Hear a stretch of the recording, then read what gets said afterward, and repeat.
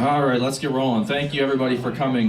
This is Code Youngstown, in case you're not in the right spot. There's no grindcore heavy metal down here tonight yet. We'll see. But yeah, thanks for coming. Code Youngstown, Joe and I do a lot of the work now to run these sort of events, and we're really happy that we have a whole bunch of other people helping out too. So thank you to everybody that makes these kind of events happen. So what we basically are a software user group. We try to wrangle all software people in the city of Youngstown and surrounding areas. If you do any kind of software services, coding, hacking, even design systems, project management, we've had events and talks on all those things. We try to just round everybody up into the same place and just help people learn, make connections, get jobs if they're hiring or looking for work, stuff like that. We have events several times a year. We try to do two big networking events, social/mixers. We usually do one in the summer, one in the winter. And then we kind of try to just get other sort of events in between there whenever we can. So we do lightning talks sometimes. We do technical talks like we do tonight. We're going to have two of them. We do other kind of, what else do we do? Lightning talks. That's kind of it. That's kind of it, I guess. So, yeah. So we do have some talks in the works. I think sometime in the summer, this is preliminary, we're going to be doing something with ChatGPT and AI kind of stuff, just to figure out when that's going to take all of our jobs and eventually kill us. So that'll be good for us to learn when that's going to happen, and maybe that'll be our last one ever. We'll see what happens. Hopefully not. But yeah, thank you so much for coming. If you want to find us, we are at codeyoungstown.com. Our Slack is there too, so please join up there. That's where you can find out everything that's going on. We have all the social media stuff. I don't know what even exists anymore. Does Twitter still? I don't know. We'll see.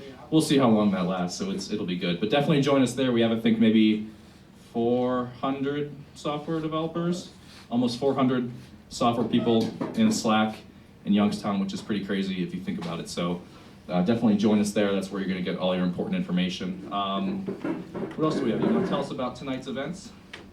Sure. Before I get to that, kind of upcoming things going on, I think we're going to do the LLM ChatGPT related talks in July. I think probably at MCCTC, so be on the lookout for that. And then 2 months later, in September, we're going to be doing our lightning talk, so be on the lookout for that. If you want to do a talk, think about it. We'll probably open up applications for that immediately after the July Tech Talks. So that's kind of a look of what's to come. Very importantly, next Friday, 1 week from today, is HackYSU. If you've never been to a hackathon, it's a 36-hour programming marathon. HackYSU is Youngstown State's. It lets students kind of have the opportunity to set aside a weekend to build a project to add to their portfolio. We've had really great responses to it from the Code Youngstown community. The thing I ask of you is, if you're not doing anything crazy next weekend, if you have some time, especially like Saturday in the afternoon or in the evening, come on down to HackYSU. You'll make a student's day helping them figure out a roadblock that they hit during their hack. Because there's nothing less fun than going through a hackathon project. You spend 12, 16, 20 hours on it, and then there's something that you can't figure out because you just don't know. So if people like you in Code Youngstown stop by, check on students, see if there's a way we can unblock them so they can actually get something out of their weekend. So if you have some weekend or time next weekend, please stop by hackYSU.com. There's a mentor registration form. It's not like obligatory, so feel free to fill it out so they have their information and stop by whatever time is convenient. Saturday night's a good time, Friday night's a good time, and if there's food out while you're there, they'll feed you and all those kind of things. I think there's free t-shirts Saturday night usually, so all those kind of good things. But that's HackYSU there. I think that's it for that. So tonight, our application security talks. We have two Pauls talking about application security, both the some of the business end and the business cases for application security and spending resources on that, and kind of the programming cases for what's low-hanging fruit, what does that actually look like, what is the return on investment on those kind of things.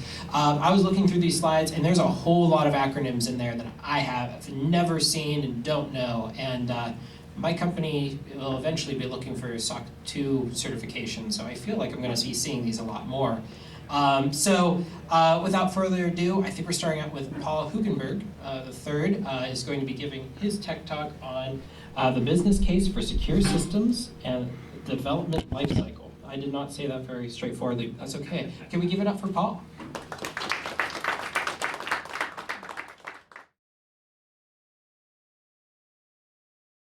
My name is Paul Hugenberg. I live here in Boardman, Ohio.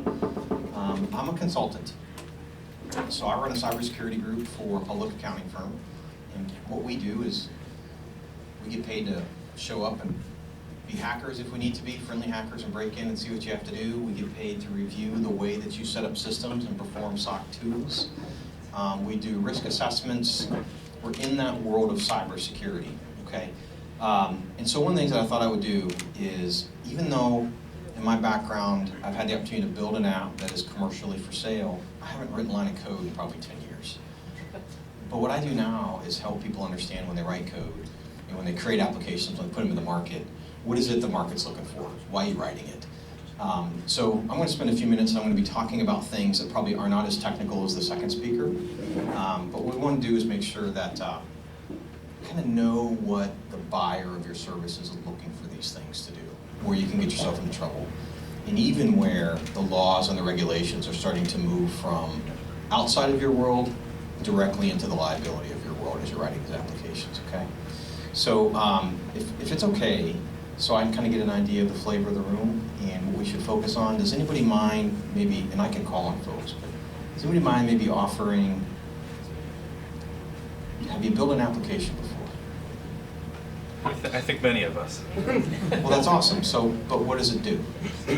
Mostly bugs and unintended side effects. Features. Those are called features. That's right. So do you charge maintenance on those, 20% a year to make sure the bugs don't work? So has anybody built something that's actually been used in a commercial space? It's legitimately built for commercial use, build it internally for the corporate and used by the enterprise. Has anybody built a functioning, fully servicing app? What does it do? Well, here's my last company. If you've ever used ADT security, anytime videos got sent from your cameras to the police department, that was me. So you're the guy that catches all the bad guys. That was you. All right, so this guy's got you all on video somewhere. Who else has built something? Yes, sir. What's it do? Origination software for the mortgage industry. Really? Awesome. Okay. Who else? Jeff? Software for direct marketing companies and credit card processing. Awesome. Who else? Okay. Yeah. Manufacturing, tracking, document management, scheduling. Document management, scheduling. What about manufacturing? Tracing from start to finish. Start to finish inside what the manufacturing line or the product stages of production, things like that? Correct. Okay. So we've got a loan origination.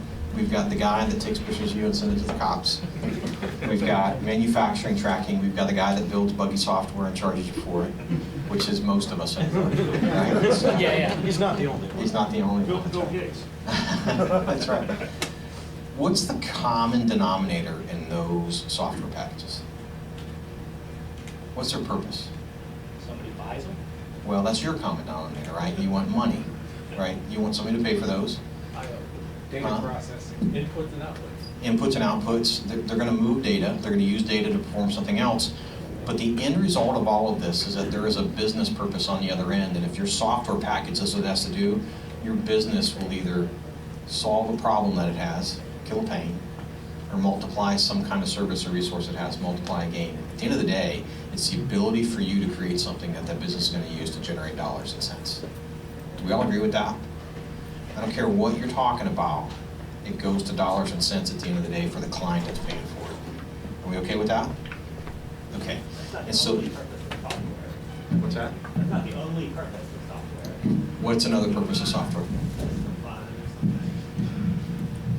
So, but that you're not selling it for money. Right. Right. So if you take the money out of it, you're just building it for your own purpose.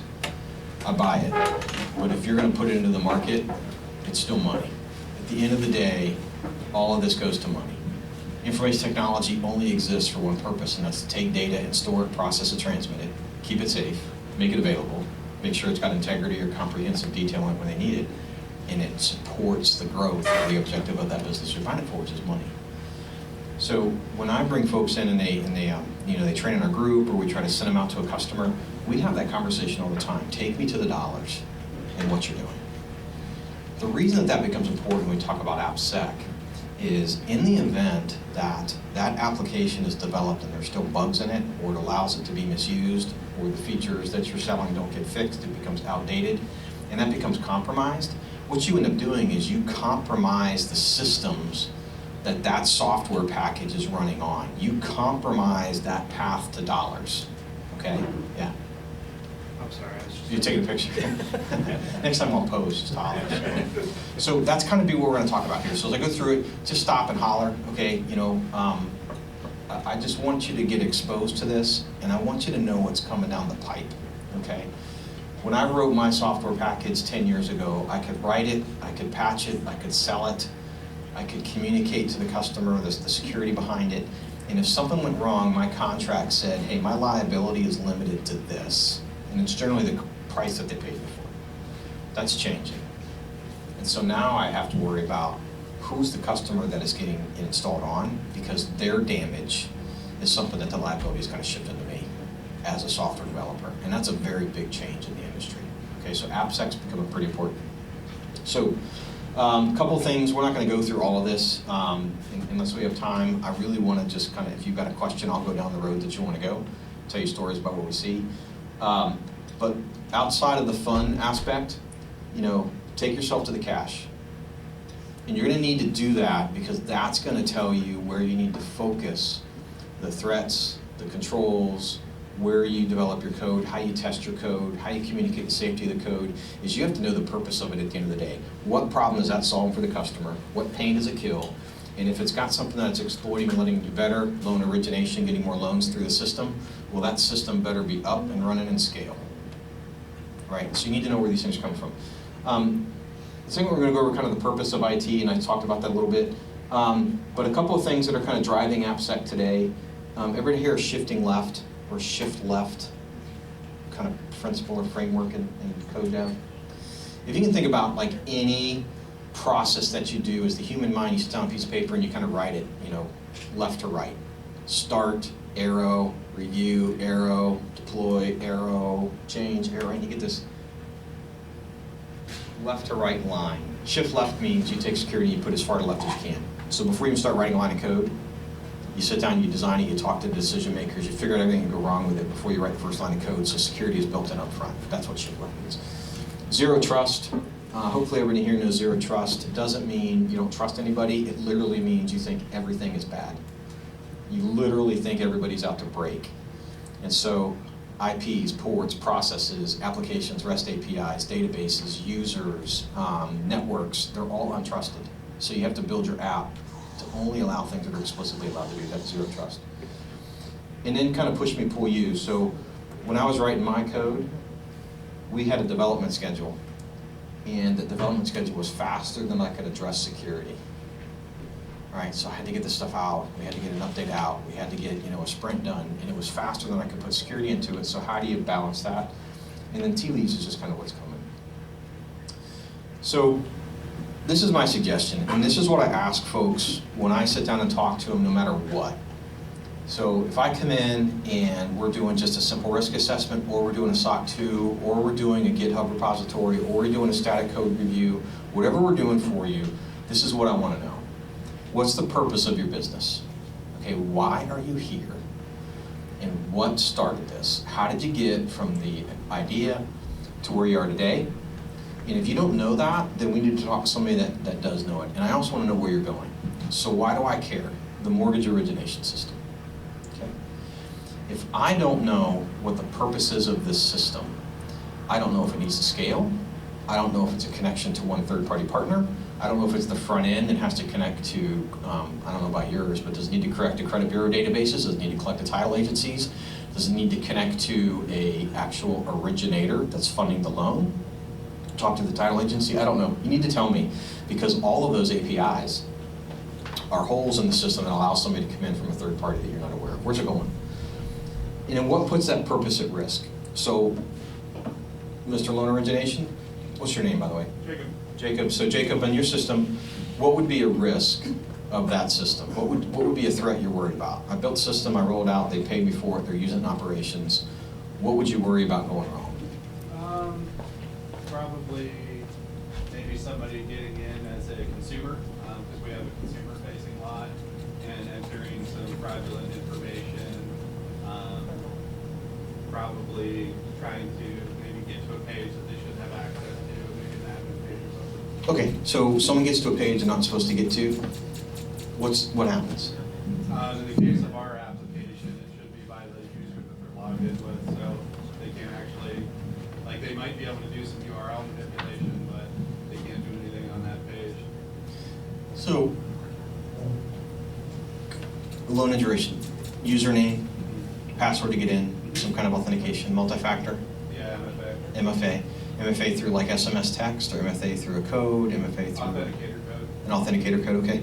And when they get to it, the stuff they're gonna see is gonna be borrower name, okay? They're gonna see borrower credit report, or credit information, Sure. social security number, tax ID,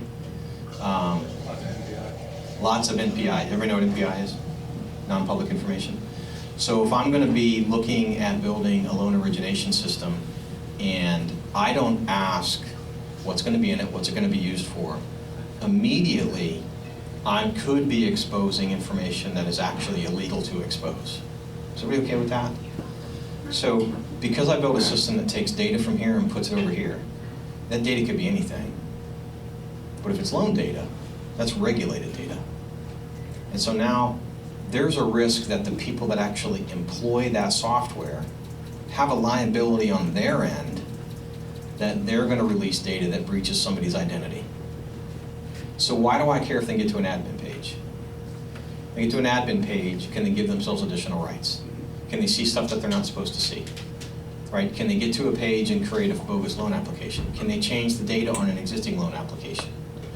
So there's actually laws in place from a lending standpoint that you have to lend so much money into different areas of the community based on the deposit dollars that come in. Most developers wouldn't even think of asking that question. But you gotta ask it because what's the purpose of what I'm doing and where's it going? Because I'm building something that puts another company at risk. And the reason they're buying that loan application system probably is the funnel and the ability to scale transactions through that turn into dollars at the other end. How much dollars are gonna be lost if that loan application is unavailable? I don't know if you know the answer to that, but there's some, right? So, the most nervous I've ever done with one of these was I did a cybersecurity presentation to a group of Amish people in Berlin. And they use more technology than you think. But what they know is exactly how many dollars they lose if their manufacturing line goes down that creates the furniture that you buy. If it's down for a day, they know how many dollars they lose. Same thing on apps. Imagine you're a collection company. And what you're doing is you're just getting a queue and a feed of people to call because they're behind on their bill. Right? That's all you're doing. And every time you call, you collect so many cents per call. They know that. So if that call system's down, that application stops working, they can actually tell you how many dollars they lose because there's no availability on that system. You better build that system to be redundant and to scale. Does that make sense? Okay. So you need to understand kind of what's happening, and I need you to take it to the dollars. Next thing that I'd like you to know is people like me will come in and we'll do SOC 2s. Everybody know what a SOC 2 is?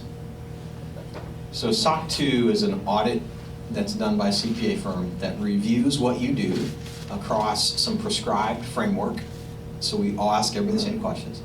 We do an audit on it, we make sure that you're doing it, and then we write a report, we sign our name to it, and you're allowed to give that report to anybody you do business with. And those people go, you're safe because Paul reviewed it and signed his name on it. That's the basic idea of a SOC report. The reason they do that is so that you don't get audited by all 100 of your customers. You get audited by one, which is me. I give you a report and you can send it out. Okay? Guess what a SOC report doesn't look at? Code repositories. Doesn't do static code review. Doesn't do dynamic code review. It doesn't review scripts. It doesn't open up your API and read the code in it. It's not part of the framework. If you, in this room, whoever's built something before, do you literally think I can come in and review your application and write a report that says it's safe and not look at your code, your repository, or your APIs? Anybody saying yes? God, I hope not. Right? So, Atlassian, MailChimp, Slack, Uber just had another breach yesterday. All of these folks passed a SOC 2. SOC 3 basically is the same thing, you're just allowed to post it publicly. and they give them to their customers trust them and say, I want to do business with you. But because they're not looking at the things that actually operate the application, the way the code is written, the APIs, the pauses you put in between actions that you can insert another activity into, the injection of a SQL statement, the access of an API, the tokens that you use, the clear text passwords that are in your code. Those are things that we have to rely upon you to take kind of best practices on, right? So there's a lot of frameworks out there, FedRAMPs for government, PCIs for credit cards, 27001s for international. Anybody here do CMMC, work with the government? If you guys write software that's going into the government, it's got its own framework, and security vulnerabilities in the code you are liable for, not the prime. So there's some reasons behind what we do, but security's got to be a part of what it is that you ask. Here's the problem.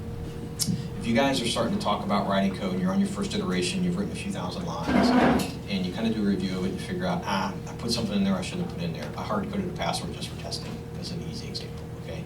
Or I created a static username connection from an API to a REST connection. Or I didn't run it over TLS 1.3, it's running over TLS 1.1, and it's vulnerable to a hack. Or Wireshark is able to capture my packets, whatever it is that you're doing. And you catch it in those first couple thousand lines of code. How expensive is it to change that line of code? It's a couple minutes, okay? If you actually run this thing through production, package it up, compile it, send it out, becomes an executable or an MSI, and you throw it out to the customer, and then you find out that there's a problem, how much time and effort does it take to fix it then?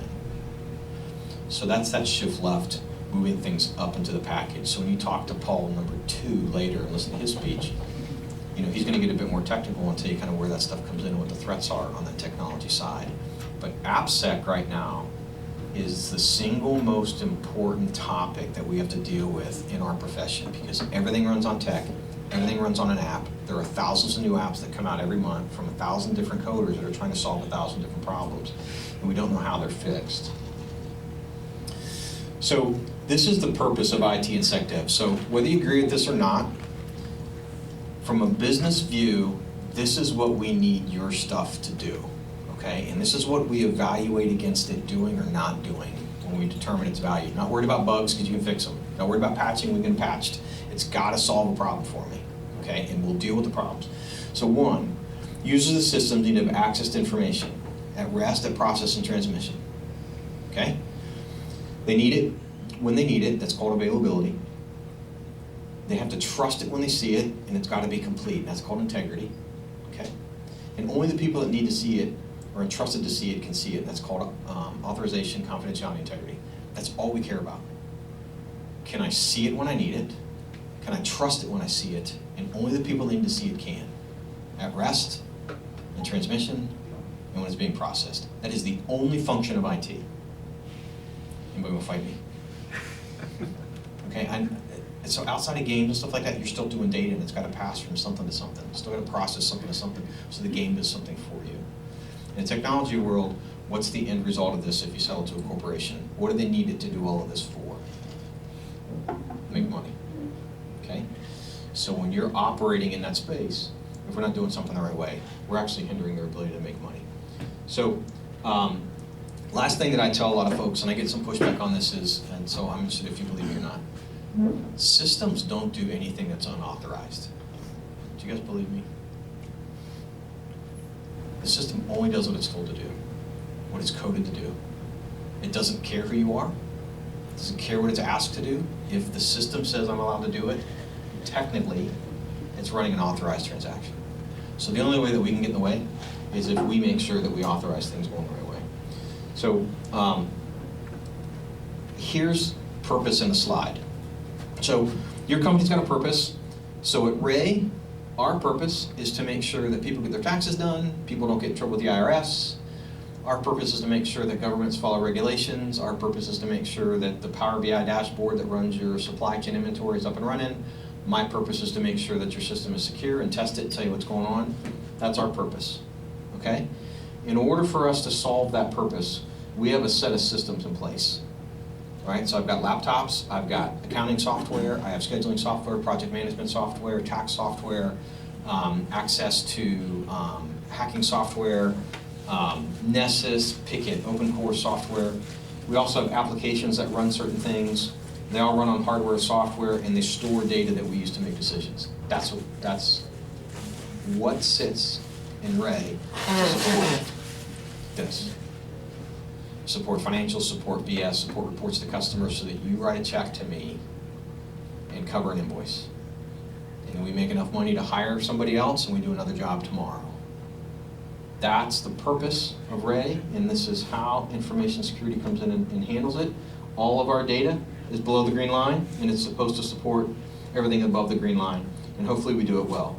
The reason I bring that up is because if we don't have the right hardware or software, we're not going to be able to kind of do the things we want. We're not going to be able to store data. I can't go to an office and open up our laptop. If we don't have the applications, I can't open it up and scan into you and try to break into your network. I got to go take it from somebody else. If we don't have the network set up, we can't share data. If I don't have the right people, I don't have the right skill sets to do it. But if I don't even have access to the data and storage and rest and transmit, I can't access the stuff I need to give you the information that you need to do. Okay?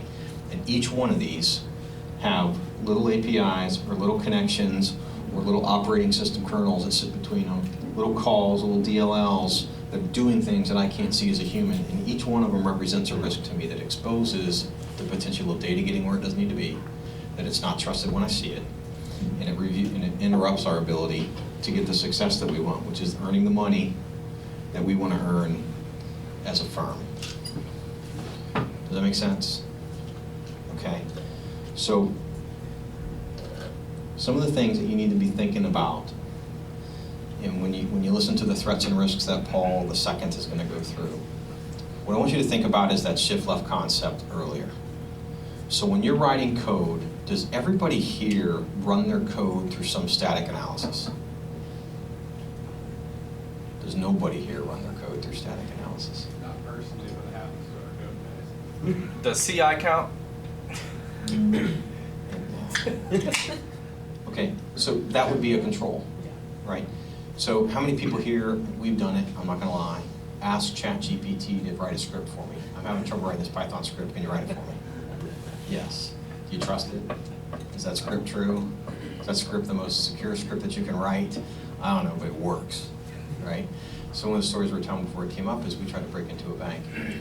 We were asked to. We got to a point where we got stuck, and the reason we got stuck is because the software they were using to break past the firewall was looking for a certain file, and it couldn't find that file, so it didn't have the file it needed to compromise, right? So you break in, you try to compromise something, move laterally, and then move around it. It couldn't find that file. So we asked ChatGPT to write a Python script to bypass the need for that file on this particular software with this version update. It was a sonic wall, and it wrote it. And we deployed it and it worked, and we broke into the bank. But it captured some stuff in the back end that we didn't realize it was capturing, but we ran and broke into it anyways.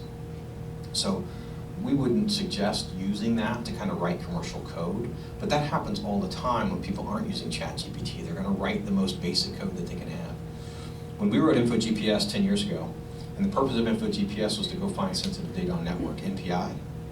And so it's finding stuff that we really don't want other people to get to, so we had to write it in a secure fashion. We had to have people review it, we had to make sure that it wasn't capable of being taken over, that we weren't taking data we were supposed to take. Well, we ran into a couple of things. We ran into a couple of threads that were running. And one thread would not stop and wait long enough for the second thread to kick on, and they competed with each other for the same resource. And so the application hung for a few minutes unless we started and stopped it again, and it would kill the first thread, start the second thread. And it was basically just a thread that reviewed the contents of a file, and then the second thread reported it up to a SaaS cloud.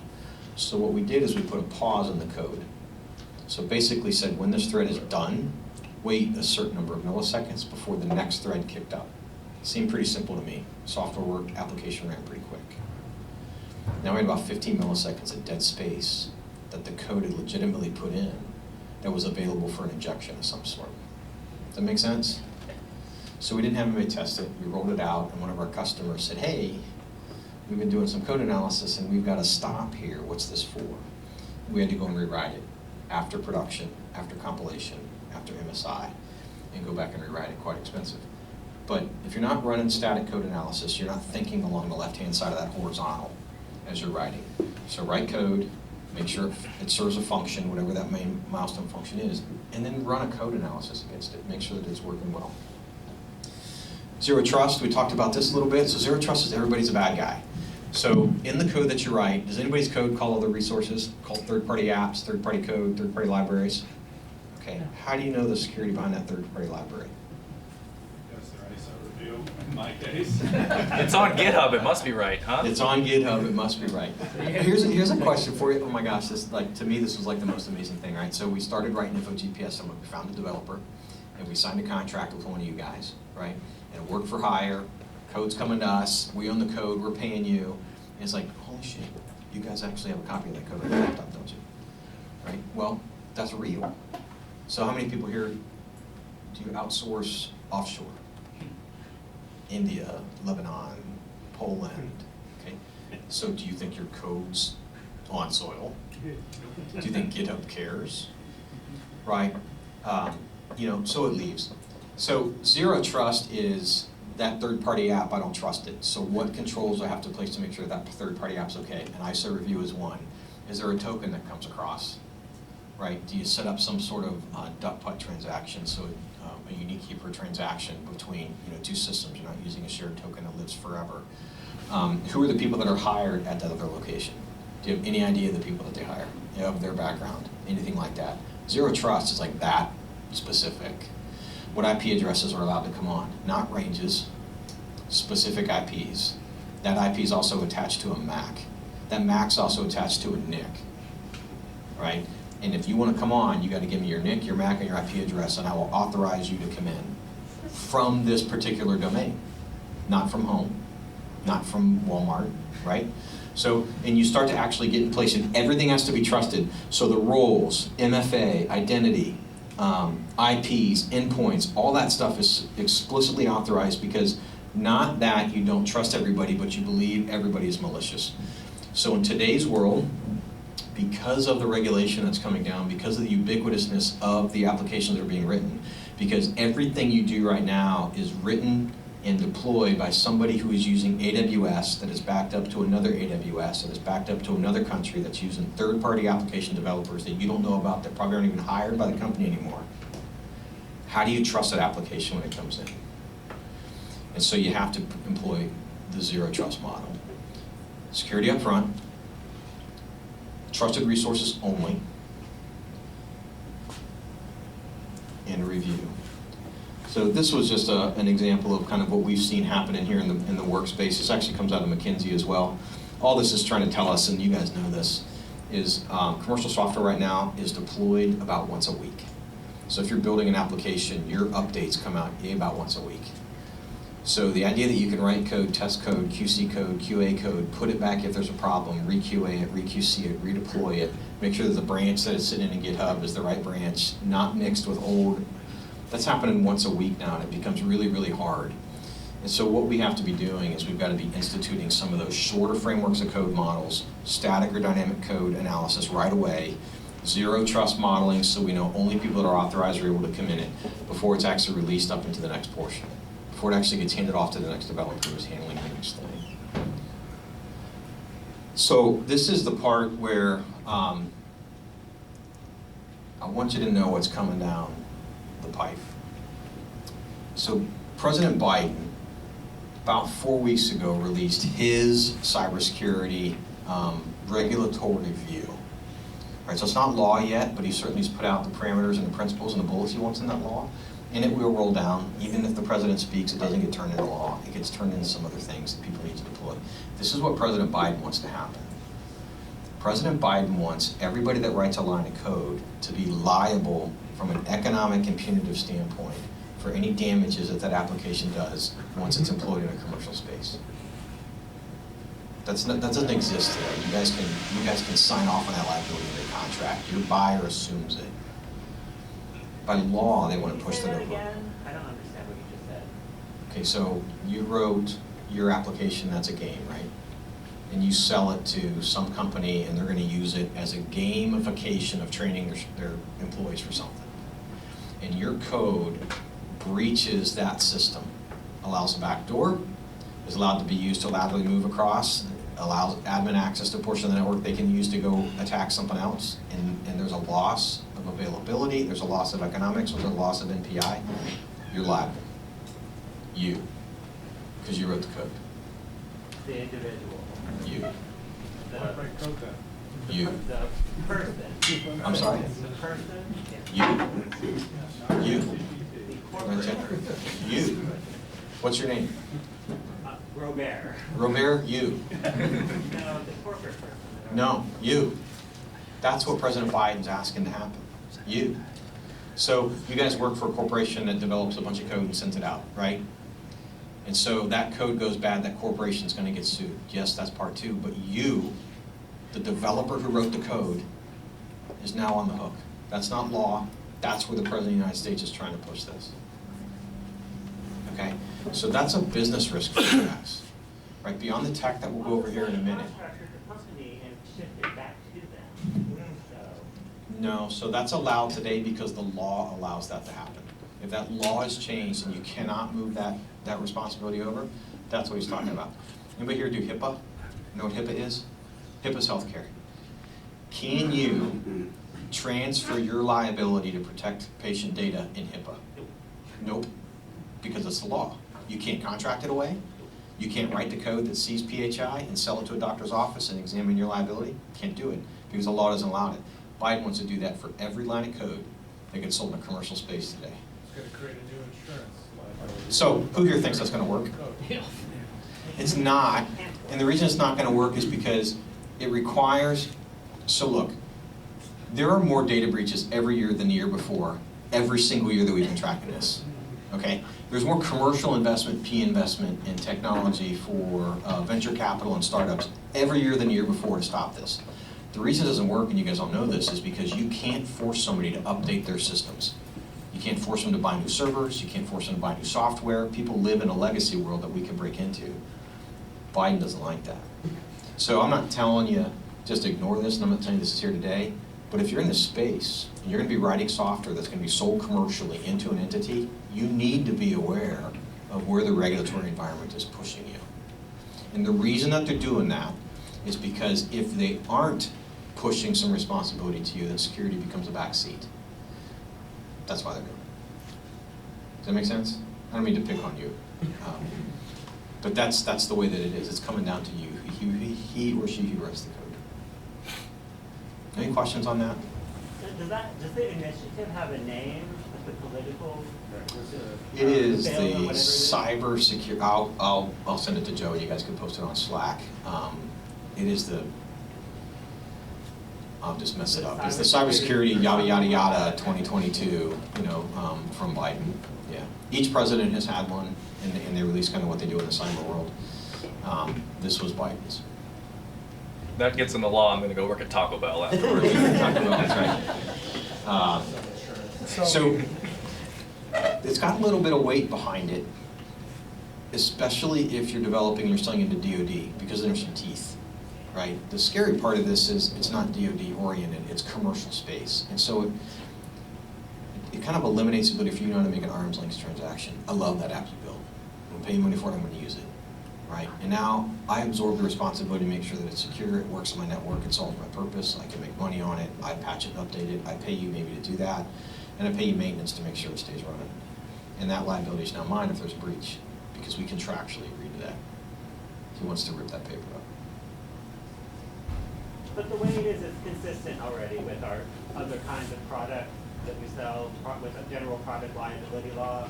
So I don't think it's gonna pass, really. I'm with you, but you need to know it's Software here. is just another kind of product, really, and so. I'm with you, but you need to know it's here, right? So what if I told you that, because of what we talked about earlier, people don't always update stuff, they live on legacy, they're gonna run it till it breaks. Not everybody gets broken into, kind of like fire insurance on your house, right? Isn't your house gonna burn down? And that exposes, if you're targeted running legacy software, I want to be able to find a way to break in. I don't even have to write code anymore. I can find, a script on the internet that tells me how to break into a Windows XP machine, right? I mean, legacy software is not a challenge. If I said the government's going to pass a law that requires you to comply with 110 application security and security policy standards that a third party is going to audit, that you're going to have to pay for, and that third party is going to have to go get paid to get trained, and another third party is going to validate that I'm trained and you passed the audit. And if you have any open findings on a contract that you've been in on for about 10 years or so is open, you lose your contract, no questions asked. You can't do business with the government anymore. Like worse than socks. I'm sorry? Worse than socks. Worse than socks, like way worse than socks. It's called CMMC. So 2 years ago, you'd have been like, yeah, that's not going to happen. The way that audits work is we find gaps, we put a disposition plan, we'll fix it, we'll spend money, and we're good to go, and I'll commit to it. CMMC said, nope, you're done. Can't do business with the government. Done. I don't have a policy. It doesn't matter. Done. And so there is a lot of push that's coming in from some of these, depending on the buyer, which loses all the latitude that we've been comfortable with in this operation before, because everything's been handled at our arm's length. Biden's going another step. And again, I don't want this to turn political, but I want you to know that that's coming down the path. CMMC is a big part of my life, and we have to work with customers every day who lose their government contracts and lose their third generation business because they didn't have the right cybersecurity controls in place, or they sold something that breached the prime up top, and they get kicked out and they'll lose their $1 million contract. It's just the way the world's going. So obviously, no tech in the last 30 minutes, right? You can write a line of code, we can talk about anything. These are business risks. Yeah. So I'm new to coding, so I don't know if this was explained above my understanding, but what are the odds that old code will be grandfathered in and be able to, like, so example, if I wrote a piece of code for Windows Vista in like 2010, and there was a vulnerability found after the law passed, would I still be viable, or would it be? Yes. Okay. Old code won't get grandfathered. They have to prove it was you. What's that? They have to prove it was him. They have to prove it was you, right? So don't type your name in the notes. You know, I commented out my code, I wrote this on this, and I'm never upgrading it, here's my number. Yeah, don't do that. But, you know, no. Old code isn't going to be grandfathered in, for sure. Anybody else have any questions? Do we want to open this up to a general Q&A? Yeah, please. Yeah. Do we do that after, like, both talks? I don't know if this is the tail end and you want to do No, that. I'm good. So I want to get into, yeah. I was just saying, I was looking at the one slide you had on there where there was the green line, and then you talked about the things below it. I was curious, how do you sleep at night? So, okay, I don't. I do. This is a real story, okay?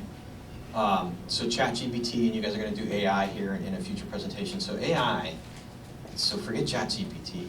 AI is crazy scary. It's amazingly productive. It is so awesome to use. I use ChatGPT to write stuff all the time. But that's just kind of the front end of it. So this is a real story, okay? We hired a woman that came out of the U.S. Air Force a couple months ago, and there's a transition period where they kind of help people get in the commercial space. Her name was Kristen. Kristen's job was cybersecurity human warfare. So she targeted folks and then let the folks know who were going to take care of that target, where that target was at a given point in time. So they did that with the cell phone that you have, your Android or your iPhone, was her primary tool to understand where her target was at any given point in time. And once they found out where they were, then the U.S. government has tools that we don't actually have access to that would shut off internet, shut off electricity, shut off plumbing, generally create a moment of chaos a few seconds before whatever was going to create pink dust would show up. And so there'd be a moment of chaos, and before you could say what was going on, then there'd be an event. So if you guys remember the Gulf War, where you'd see those missiles with the camera on the front of it, and kind of walk into, you'd see it kind of fly into this little, window in a building on the 6 o'clock news, and then would turn into dust. Right before that missile went through the window was when all that chaos would happen. That type of technology has existed for a long time. If you remember about 3 years ago, there was an Al-Qaeda general that was in a convoy going through the desert, and we hit the exact vehicle that commander was inside this convoy of about 20 things in the middle of a desert. And that was because of, using correlated data through cell phone technology, and things like run a memory test, tell me the 20 things about you on your Facebook app. When you click it, all of those things go to a database. Well, here's where that leads. So we would generally agree that our government has access to things that are pretty wild, and they allow them to do things that maybe we don't have commercially, and some of them are used in national defense. Well, what happens if all of that database stuff that generally went to the government now goes to a commercial entity? Like Facebook, like Google, like Apple. All right, and so ChatGPT, which just got a $10 billion investment from Microsoft, because it provides ChatGPT data for just about the biggest data set in the world, is sitting in Microsoft. The second is Google, who has their own. Did someone call it Bard? Bard. Yeah. Apple has one, as well. They're all coming out. So some true stories. Google and Facebook's AI, talked to each other over the past couple of years and wrote their own language.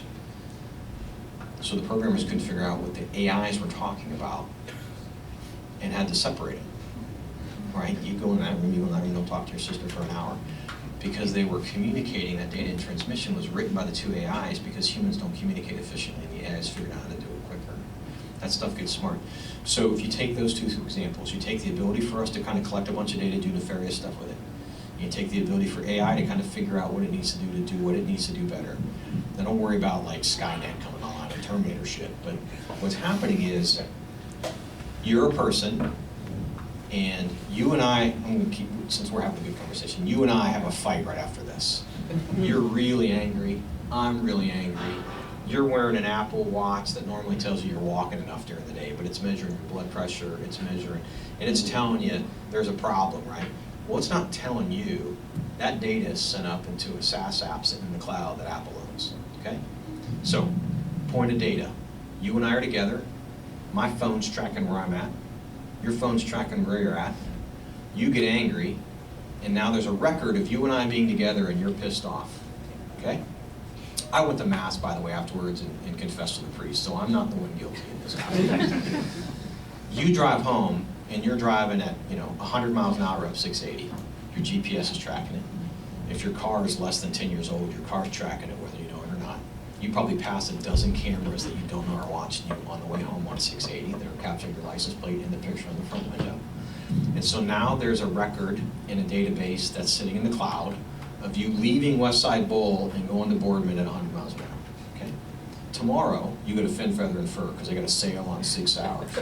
You buy yourself a nice P365 into a database. And then you hightail it 100 miles an hour to my address. What do you want to happen right then? You want the cops to be called? Those connections are happening today through AI. And so that's what we kind of have to worry about, right? Is when you're building these apps, and I know that's a little bit kind of outlandish, but those are real stories. You're building apps today that are calling third parties that are API to something else because you build something that does really cool stuff and you want to connect to another tool that does really cool stuff. Well, your stuff goes to that third party or their third party stuff comes to you. Do that 10 times, and depending on what you're connecting, now we know. So I helped make some decisions up at a company in Cleveland, and one of the products we looked at last week was a product that would use the microphone, in the computer, the laptop that we sit at in the computer area, to inform us verbally that there is an event or a flag, an anomaly, on another portion of our network, and let us talk back to it, and it will react and cut off that portion of the network that we ask it to. You come into the office, and I know what office you're sitting in. I can talk to that application and say, please enable port blah, blah, blah, in room blah, blah, blah, and allow this MAC address on it, and it will handle that through a verbal communication. All of that's running through the cloud. It's running up to a cloud at Fortinet, and Fortinet is allowing that to happen, and it's discussing with the local Active Directory and router on that building, and then talking to the switch and enabling that port, all through a verbal command. Where's that data go? Right. So those are the things we just have to kind of think about as we're working down these routes. We're building apps that secure certain types of transmission activity, certain types of API, you're connecting to third parties. So if you took anything from my speech, obviously it's not how to write code. It's think early on about what your code's doing. Run it through a static or dynamic code test if you can. Make sure you know who has access to your GitHub or GitLab or Git repository, wherever you're storing this stuff, right? Make sure you know the applications that you are connecting to that make your application run are secured, up to date, and you trust them.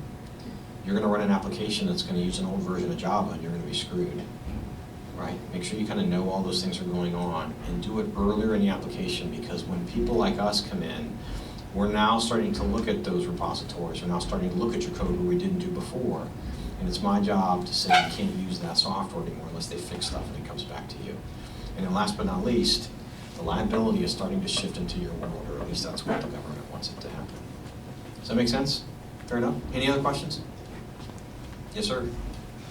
What does a SOC 2 actually cover? If they're not doing any static code analysis or anything like that, what does that guarantee in any way, shape, or form? So if you go to Google and you search for Trust Security Principles, TSP, Trust Security Principles, you'll get a reference to an Excel spreadsheet or an AICPA PDF that lists all of the control objectives that need to be tested in a SOC 2. And it's going to cover things like physical security, change control, access control, logical security, incident response, policy and procedure, framework compliance.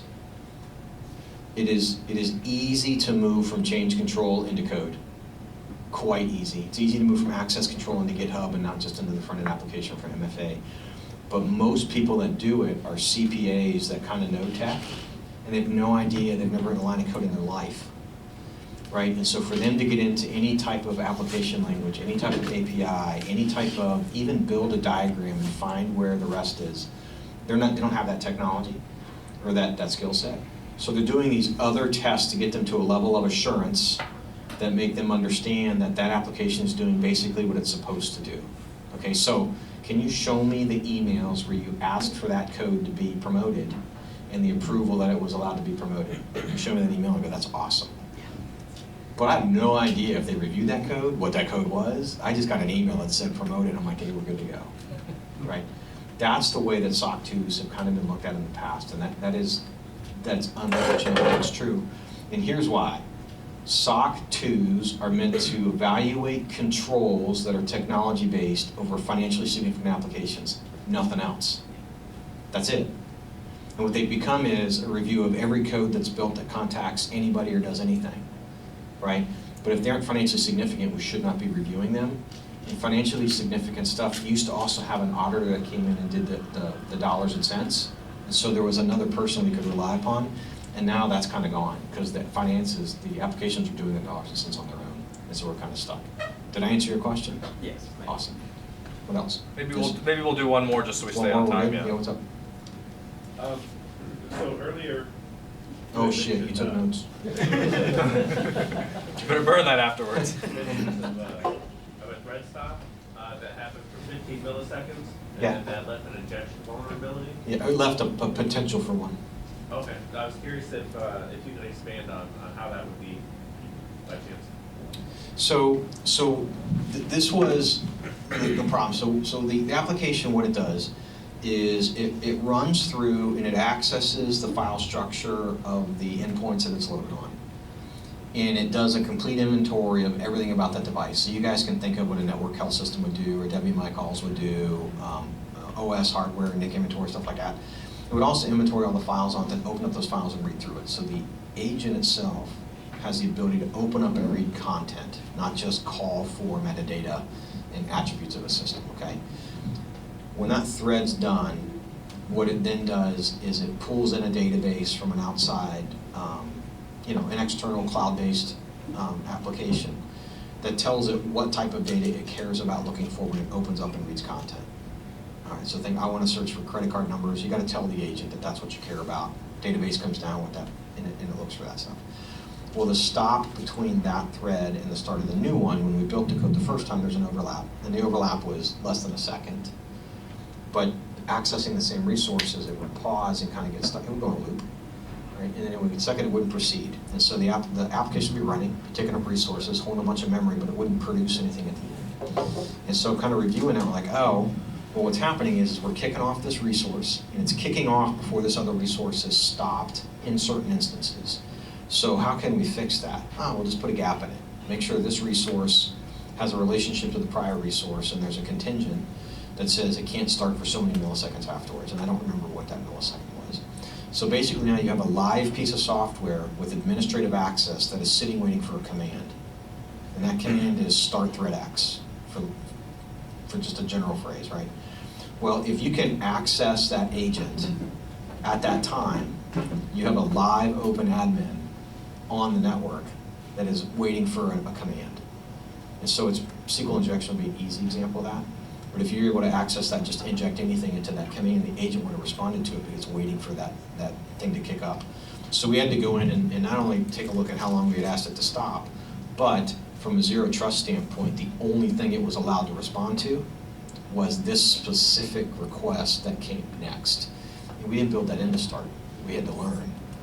So that's what I'm talking about in the gap. Does that answer your question? Yes. Awesome. So you guys have been awesome. I appreciate it. The next guy is going to be way more funny than I am, and way more technical. But please, just think about the dollars that somebody's relying upon when you're building the application that they're going to buy, and that's going to kind of, help inform you as to what can happen that puts that at risk, and that's what you guys need to start focusing on as early in the code as you possibly can. Fair enough? Awesome. Thanks so much.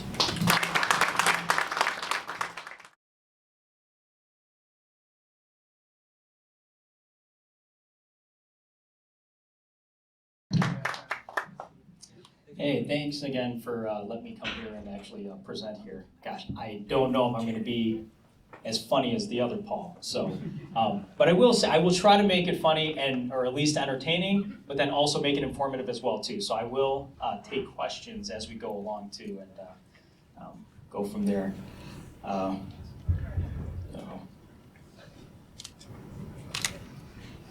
Sorry, technical. There we go. Oh, sorry, that's me. Sorry, this is my who am I. So just a little bit about me. I'm actually not originally from Youngstown, but I do like to call this out because I think Youngstown and the area has fantastic history. My wife's from Canfield. I live in Canfield.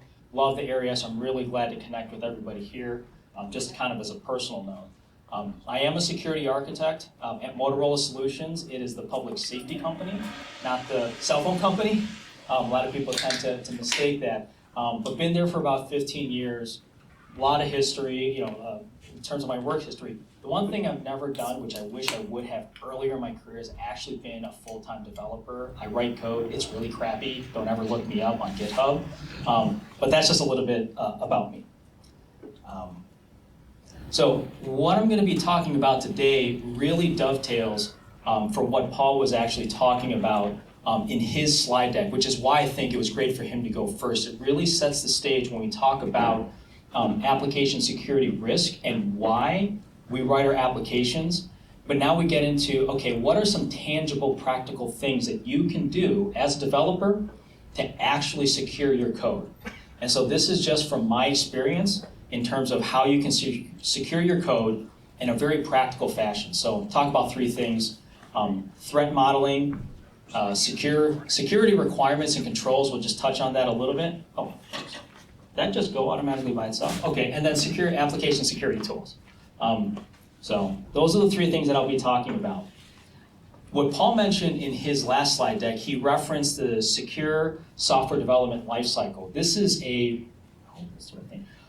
So this one is a little bit more detailed for those that may not have kind of like a formal software development lifecycle, let alone a secure software development lifecycle. So the things that I'm going to be talking about, especially as Paul kind of mentioned the shift left, we talk about trying to get security infused up front when we talk about requirements, right? So two of the topics we'll be talking about, we'll be touching on threat modeling, as well as security requirements and some security controls.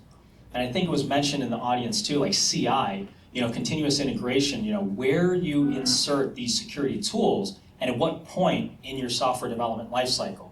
So again, I kind of coded this with the intent that you can kind of print this out if you wanted to as a reference. Kind of where my presentation is going and the different things that we'll be talking about as it relates to how you develop software. So again, this whole concept of shifting left is really trying to get things up front. I have no idea why this thing is moving faster. Sorry. Oh my goodness. Okay. Okay, so why do I care? You know, why should you even care about my talk? So, couple things. If your application obviously is not developed very well, you just risk losing money. Like, that's just a very practical thing. Again, Paul mentioned that in his earlier talk. You know, you run the risk of folks not purchasing your application. At the end of the day, the purpose of our applications and what we do as a business is to actually sell software. The second is kind of reputation and brand risk. I mean, you know, and then regulatory risk. Governments can come after you. Still about money. But one thing that you should care about, again, is professional development. There are not enough security professionals that are also developers. It is really tough to find those folks. You might have folks such as myself that understand security, but don't really have an application background. So this is definitely something where if you can, you know, a lot of the things that I'll be showing here today, you know, it will help you a long way just as a developer. So hopefully you care enough to at least listen into you know, my discussion here. Okay, I really have to have this thing to stop like going. What did I just do? This is terrible. It's got a mind of its own. It does. I don't know what the hell I just did. Okay. Well, we're going to be talking about threat modeling. So here's one of the first things, and when we talk about shifting left, what it is, it's really about a process of identifying potential and realistic threats in your application. Why do you do it? So you know how to protect against it. So when we talk about threat modeling, oh my God. This is so terrible. I'm so sorry, guys. When we talk about threat modeling, there's really 4 steps to a threat modeling approach. Now, there are multiple ways to actually do threat modeling. This is only one way. Now, there is, threat modeling is something that is actually, this model is actually part of the approaches from OWASP. So if has anybody heard of OWASP? Okay, perfect. So OWASP puts out has great resources, particularly about threat modeling. This is actually one way. What I've done is I've actually distilled this down to kind of 4 main steps. And you can see it here, right? You have to understand what's important. You kind of diagram out what your application actually looks like.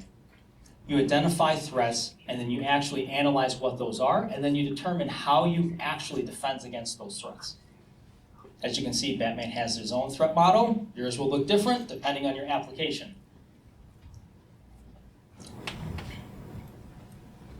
So again, the first step is you have to figure out what's important. So this isn't the diagram, it's simply representing, okay, your application, right? So depending on what your application is, right, whether it's just a simple video game, it's a mortgage application, you really have to understand what is important for your application. And it could run the gamut depending on what your application is, right? So really figure out what's important and understanding what's really risky to your organization. Again, why it's important to understand what your business does and why you do that. That helps you actually pinpoint what you should focus on. And there is no right answer, right? It just depends on what you as an organization thinks is important. So, and again, it's an art than a science. So let's say for this example, we pick, you know what, we care about the front-end application, the database, and systems that are trying to access that application. So again, the whole point here is to figure out at what scope, like what's important to your application and what do you actually want to focus on. What you do then is then you actually draw the diagram. Again, don't worry about, I pulled this off the internet, the source is right there. It doesn't have to be formal. That's the key thing here. The fact you have a threat model, I cannot tell you, if you work at enough places or consult enough, you'll probably hit that many companies do not do threat modeling. So again, just drawing any diagram on what's important. So again, as an example, for an application or for the mortgage application, being able to, the login screen, right, or inputting information might be a focus for your application, and that's what you actually draw, right? So there's 3 components here that you want to draw, right? And again, it doesn't have to be complex. First off, you at least have to identify the major components, right? The things that are valuable at whatever size. Here we have a web application, and we have a database, you've got a browser, right? That's the first thing you draw is, what are those things that are important? The second thing, you just start drawing arrows as to how they're talking to each other.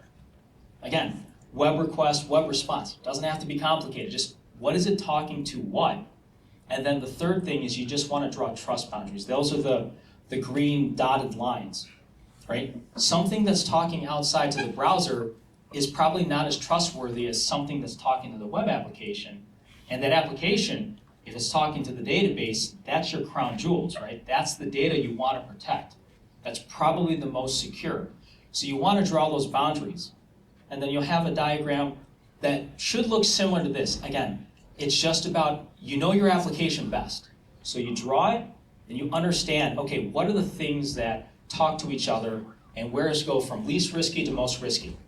This is the diagram that you want to draw. Questions so far? Because this makes sense to everybody, hopefully? Okay.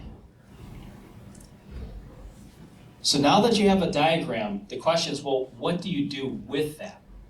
So this is a method called Stride, right? This is actually developed by Microsoft that actually goes through how to identify different threats for each one of those components and data flows, right?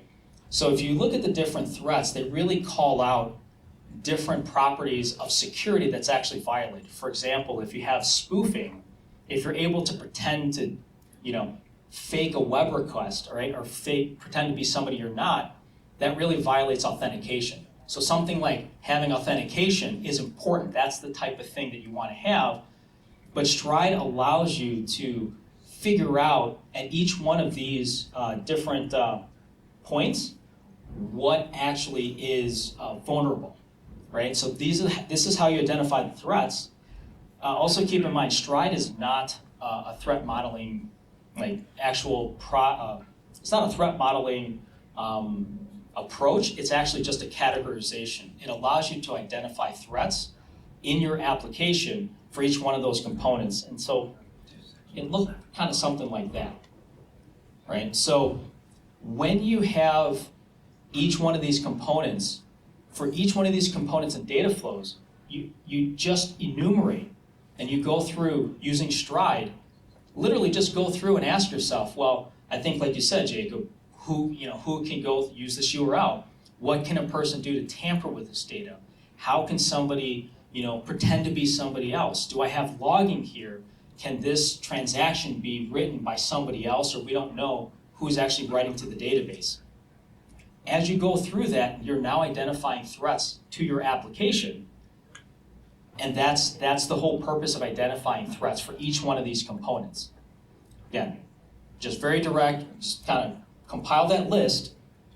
And the last step is once you have that list of threats, you can now then kind of use a very simple kind of risk methodology. It's impact, likelihood, and impact. How likely is it that somebody is actually going to do,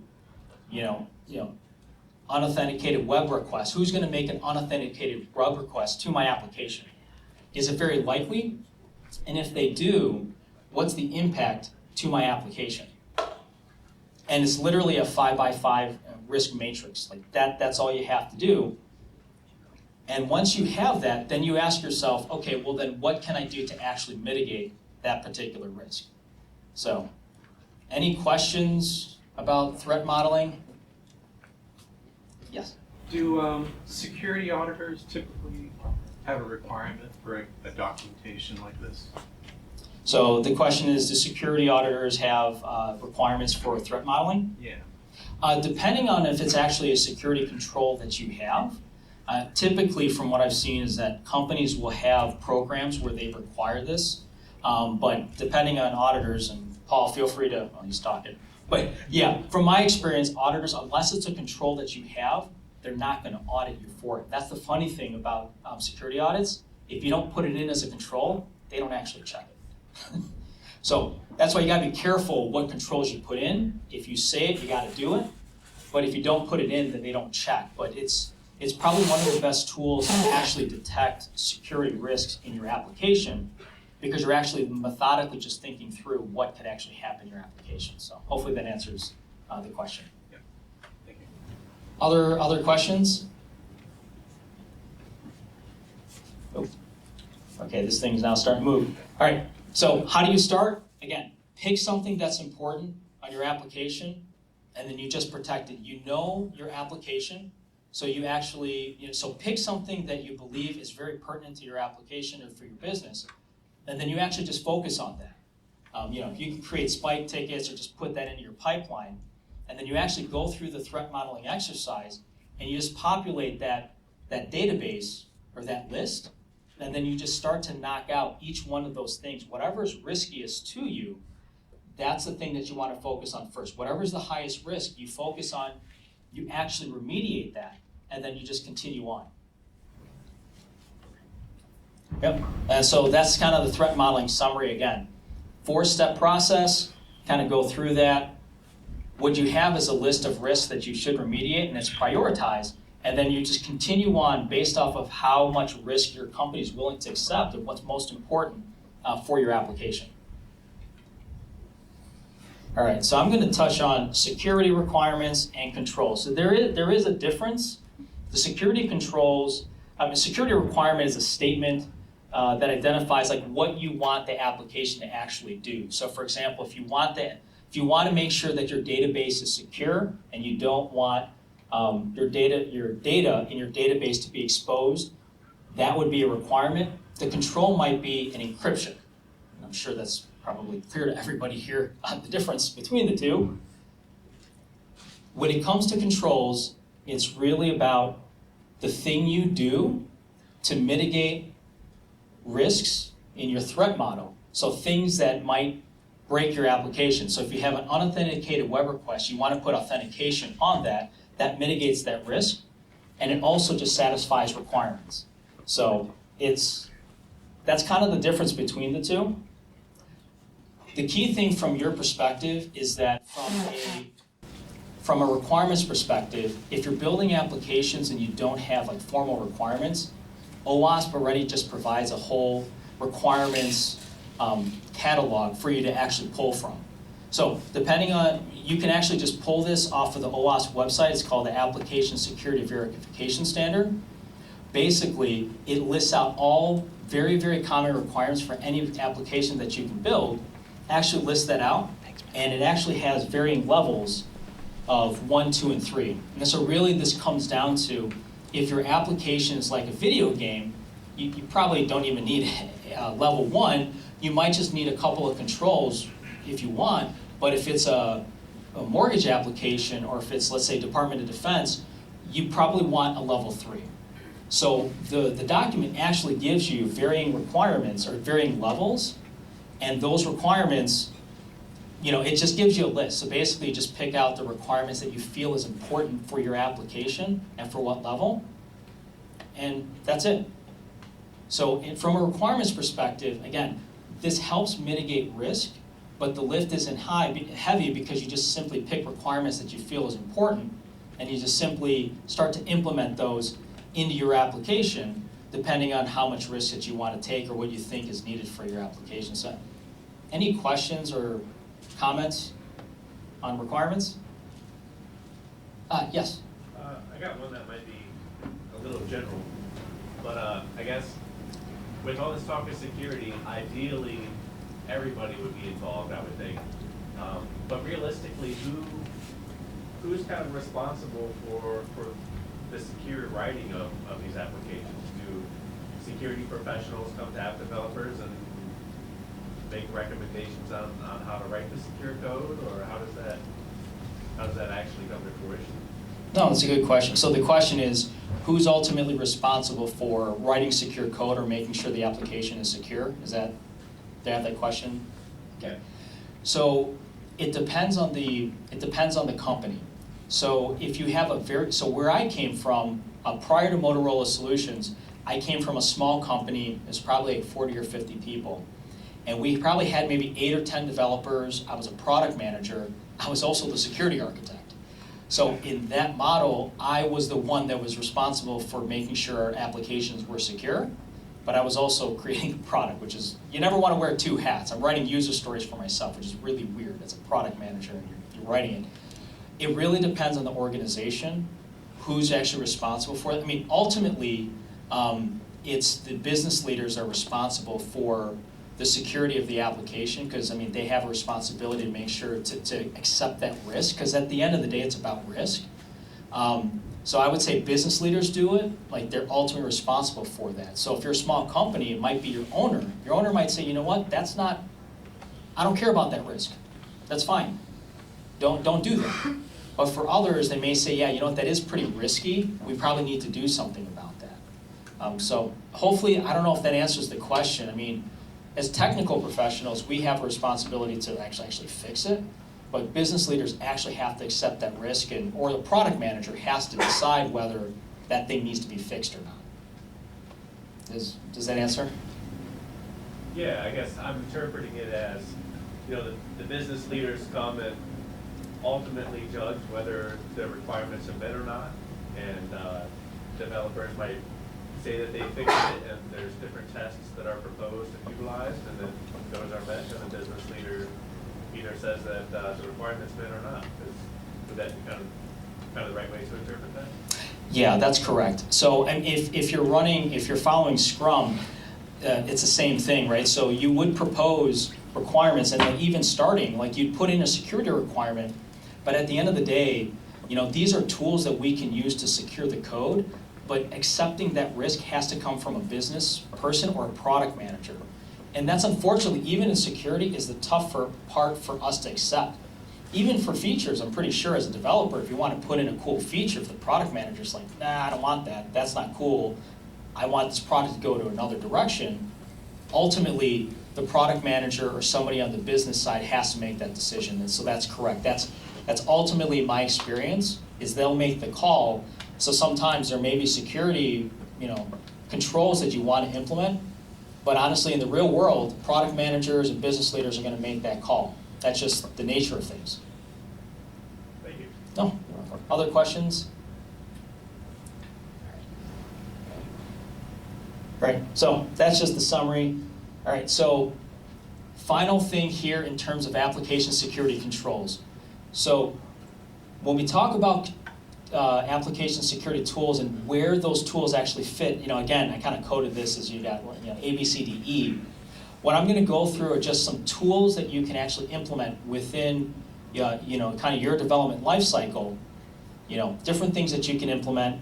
And the first thing that we'll go into is static analysis. This is the actual name, static analysis security testing tools. That's what SAS stands for. These are the types of tools that actually scans your source code. As Paul mentioned in his earlier slide, this is absolutely something that if you're not doing today, it's definitely something you want to consider. It's a tool that,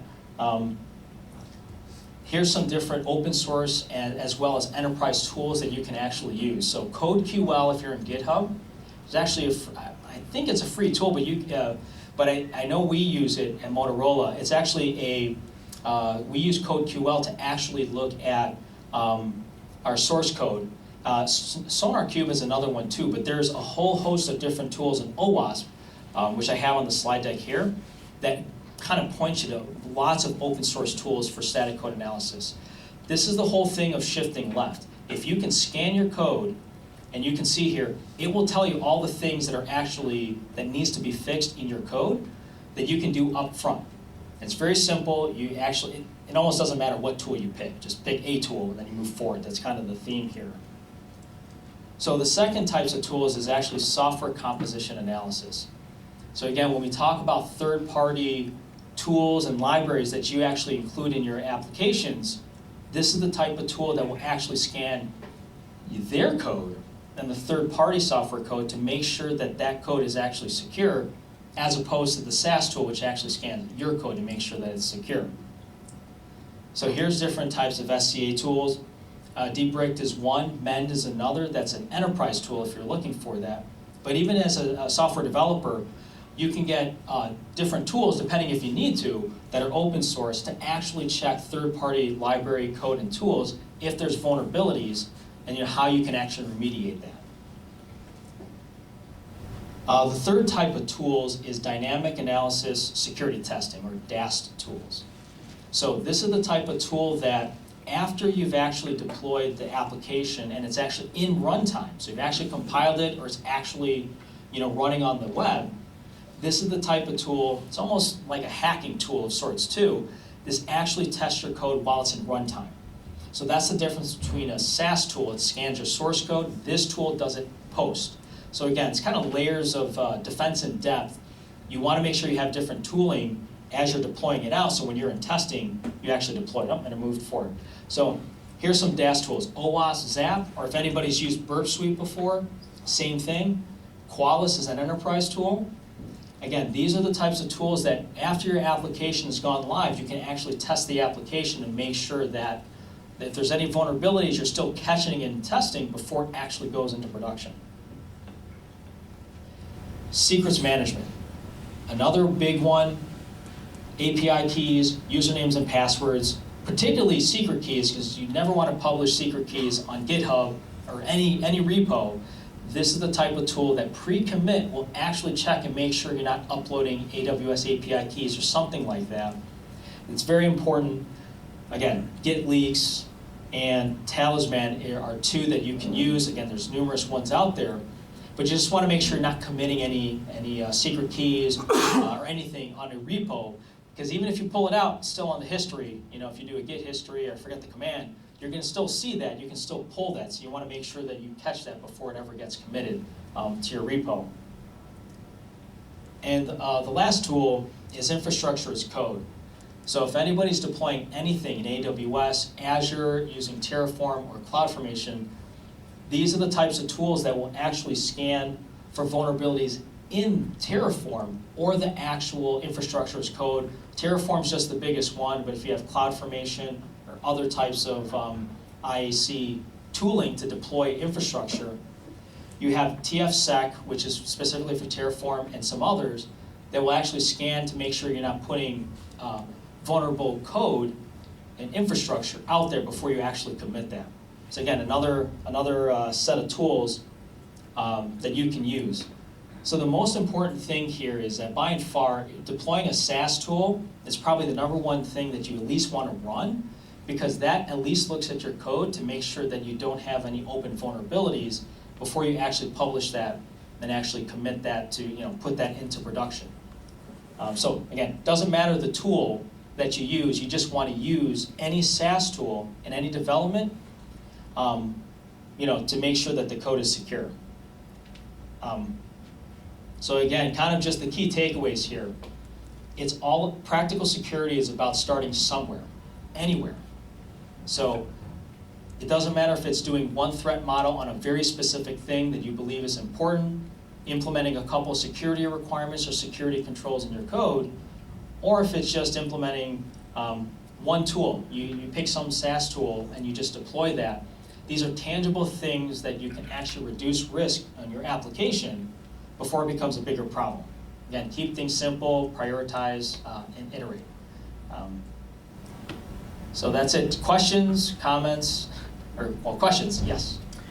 You mentioned demand for application security people who are also developers. What is that sweet spot in your mind? Because I see myself at some point getting to the point where I'm just sort of bug bountying and freelancing in that space. What is that perfect person in your mind, and where do you see them fitting in? Yeah, so the question is there a perfect person from an application security perspective and from my perspective, and how does that fit in? I think there's various open positions, and I'll speak from Motorola too, my disclaimer, but we do have open positions for application security. And it does depend on the size of the organization, so I don't think there's the right person or role, because I think it depends. So for example, for us, we actually deploy a lot of tools that I mentioned, and we need folks that actually run it. So you can imagine, I'm here, I'm not a developer, I'm talking to a great crew. And by the way, I have a lot of respect for developers. I've never been a developer. It is really hard to write code in my opinion. Even regardless of ChatGPT, you still have to think through a lot of things. But when you have to talk to developers and say, yeah, you have to deploy secure code, they're really going to push back, and rightfully so. Well, who are you? Have you written code? Do you know what we go through to make sure that we have to push code because we've got to get product out the door? So when you have somebody that understands that and can run the tools, so as an example, we have security engineers that employs the tools but also advises dev teams how to put the tool, how to use the tools in their code.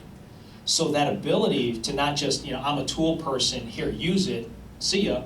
They're saying, yeah, let me show you how I've used it, right? Here's how it can benefit you. That requires somebody with a development background to really understand how to use it, if that makes sense. So there's a lot of credibility. But there's also other jobs where, like AppSec penetration testing, we're looking for that too. Cloud security penetration testers, Motorola's looking for that. Because we don't have folks that really understand API security or how code is written. A lot of pen testers, I hate to admit it, they're just gonna run tools and just pray for the best. If you've ever, who's used Kali before? Or any pen? Yeah, if you run any tool, it's fire and forget. Like, I swear to God, there's so many people that they just run tools without understanding how things are actually working. That's a lot of pen testers. They don't know. They're just running application, oh, this thing does AppSec, cool, or Durbuster, whatever, without understanding. So there's a lot of pockets where if you're a developer, depending on where you want to go, there are jobs out there, and there's just not enough. Threat modeling is another good example.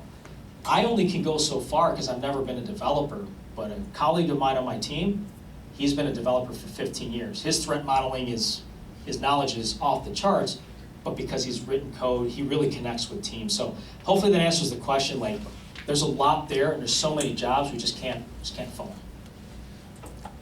Yes? It feels like every other week I'm getting a new advertisement for some like security, someone trying to sell me or my company some security software. And I know there's a bunch of open source security software. I know that like if you pay for GitHub, it comes with like CodeQL and some other things. Is there like if I am just starting, my company only has like 15 people, we really don't have a ton to spend on like application security, like software if we don't have to. Should we be mostly looking at like open source? Is that adequate? Should we be considering like paying for certain software that has like a great bang for buck that does all this, that like just makes our life so much easier for a company of our size?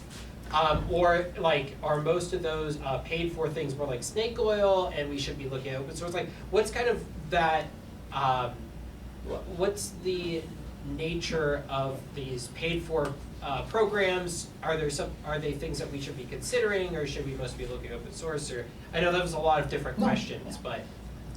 No, yeah, so the question is, when it comes to application security tools, what should smaller companies look for? Should they look at, what does enterprise tools provide over open source? Are a lot of those snake oils, that kind of the question, like what's some guidance there? Absolutely. So I will say that most companies I've been at, open source is totally fine. A lot of the enterprise tools, what it gives you is reporting, management, kind of some functions that are a lot easier for you to use. For example, some of these, where is that? I'll look at SaaS tools, right? SonarQube is free. And I'm not a developer, my brain is drained too much. But SonarQube has plugins that are free that actually does source code analysis for free. Lots of companies use them.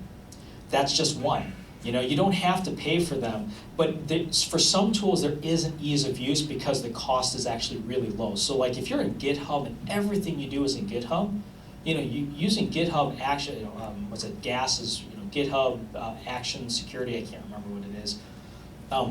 That's paid for, but it might just make your life easier. So I think it's really a matter of, when in doubt, use open source first. Because absolutely, open source tools, there's so many that are just as good as enterprise. The difference with enterprise is that it packages it up nicely. You get support. If something breaks, you can call somebody. There's management features. In general, that's all you get. OWASP, ZAP, actually, or even Burp Suite. OWASP Zap is free. That's an awesome DAS tool. I've used it at previous companies. That was their primary one. You don't have to buy Burp Suite. I use Burp Suite for pen testing, but that's also free. I paid for mine, but you can use the free one. So I guess it's really down, it comes down to use open source first, and if you need to scale, because you need some feature or something that makes it very easy, then you can look to pay for it. But absolutely open source, all of that works just fine, in my opinion. Other questions? All right, well, again, oh, yes. Sorry. No, So, please. I'm a JavaScript developer, so I have a lot of node modules. I have like 1,500 node modules. I know that because we looked at them the other day. Literally 1,500 dependencies, and not all of them are actually used, and all of that. And I know that lately that's been a big like question, and especially the JavaScript community, but also the Python community. Like, what are the vulnerabilities not only in our software but our dependent software? Are there any specific like things that we should be considering with like special tooling for something like that, not just about our software, but our dependencies and their dependencies things, or practices we should be doing? No, honestly, so if you do use a lot of, so the question is, should we be doing something with third-party software or dependencies to our main software? This is where software composition analysis tools, Debricked is free, and if that's what you're concerned about, again, the key thing would be to focus on if something took a crap or something got you got owned or you got popped, what aspect of that application would be the most important? And if you can't, then you can just use Debricked. Again, open source tool. I would take a look at that, and then you can run through the dependencies and see, okay, well, which third-party software is actually vulnerable? But then you'll have to have knowledge as to say, okay, well, which one applies to the key things that are important to my application? So again, kind of in that same spirit, take a look at some SCA tools, just run that and see the vulnerabilities, and see if they're critical or high. I mean, honestly, at most companies I've been at, if it's a medium vulnerability, most companies can't even get to that. If it's critical or high, like Log4j or something that's really terrible, yeah, you address those. You're never gonna get to medium, even sometimes highs. So hopefully that answers the question, especially for dependencies. Run an SCA tool like that, and then just take off the criticals, and then maybe work on highs if you can. That'd be it. Good luck. Yeah. Same kind of question, specifically about dependencies. It seems like supply chain is like one of the huge things right now. I've seen a couple tools around it, but what exists right now that sits between my application, me fetching dependencies, and actually pulling, like from NPM or from PyPI? Like, are there intermediates that will actually, so I'm not hitting those registries directly, so there's actually a filter happening? Do those exist aside from letting me know that it's bad, like to actually stop me from pulling directly from something? Yeah, so let's say if you're running like Jenkins or something like that, like some build system for a CI, you can actually configure, that's what we do, is we'll actually stop builds, or we'll say you cannot pull from certain repos. It's actually in the CI/CD tooling where we'll actually say you must pull from certain repos, and have policies that actually prevent you from pulling from certain repos. An alternative is also almost cloning those repos and actually keeping those in-house. So we would actually maintain our own repository of stuff that you must pull from, so you don't actually pull from the internet. So, and again, that depends on the product team, especially if it's government, there's some other, I don't know, Jeff, there's some requirements. But if it's for others, like it's just commercial, or they'll just say, no, you have to pull from this particular repo because it's all trusted. So that's one way of doing it. You can have the tool do it. But again, it gets down to risk still at the end of the day. So there is tooling that can do it. Sorry if I didn't repeat the question. But yeah, there is tools that can do it. That's a little bit more outside. I'd have to dig into that more and get back to you. But it can be done, but it's more of, depending on how risky it is, you may not need to go down to that depth. But if you really need to, you can clone those and actually have a safe repository. That's another way to do it, where it's not tooling. You just know that you've vetted them through an SCA tool, but this is where you pull it from, and you manage it that way too. Other questions? Yes? I imagine that some of these tools, like the static analysis, the dynamic analysis, get its data from like NIST? And did you ever have occasion to go directly to NIST to like research or anything? Yeah, so NIST, so the question is, some of these SaaS tools actually references NIST. Is it ever a question of actually just going directly to NIST and actually doing them? It is possible. I mean, the benefit, so when you say NIST, are we talking like NIST 853, like the actual controls? Sorry if I'm being too technical. The vulnerability list, I can't remember the name of it. Oh, the CVEs directly? Yeah. And yes, so it is possible to do that. I mean, there is an open source vulnerability scanning tool, let's say it's OpenVAS, I don't have it here. But OpenVAS, I think is by Greenborn, gives you open vulnerabilities, but it's open source. But you're right, you can actually check CVEs if you want. And it does have enough information for you to actually check vulnerabilities, you know, in your application. Is that kind of what you're referring to? I guess or? If I'm depending on these tools to get this information from NIST, am I missing out on anything by not going directly to the...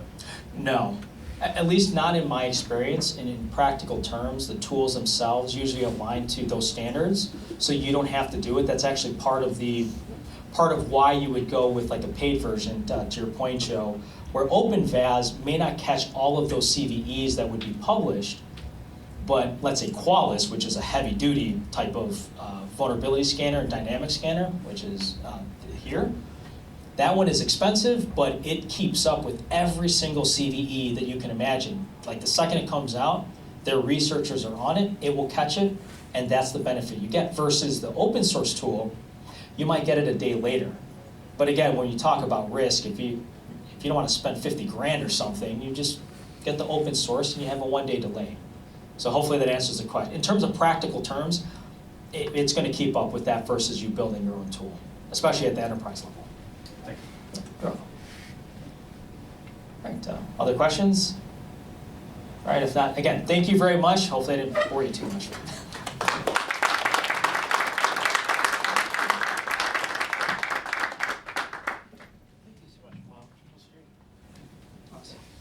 Cool, awesome. Thank you everybody for coming. Thank you to both Pauls. I think Paul Hugenberg headed out a little early. Paul, thank you so much. If you like what you see, we try to do one of these every other month. Like I said, the next one will probably be in July, probably about LLMs and ChatGPT. And then in September, we'll probably have our lightning talks. So that's kind of a preview of what's coming up. If you want to see Code Youngstown continue, please, if you want to throw an event, you have a space we can throw it. You have an idea, an inspiration, something that you are up for leading, putting on. If you're excited to speak about something that you're excited about, like please let us know. We want more involvement. We can always use a little bit of help. So thank you all for coming. And normally we have like a social hour. So if you're planning on sticking around, feel free to stick around for a little bit. Nick and I probably will. And have a good night.